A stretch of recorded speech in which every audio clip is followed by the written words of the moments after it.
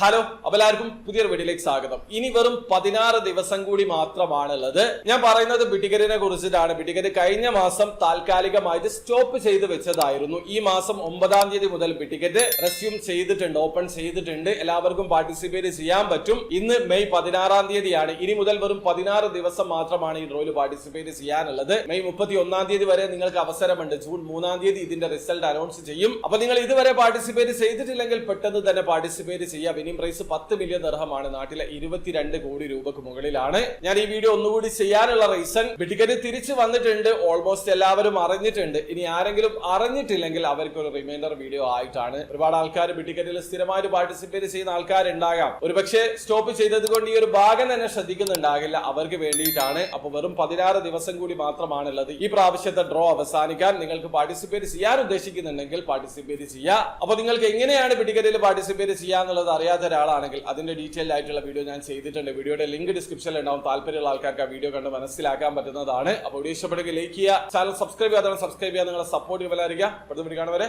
By.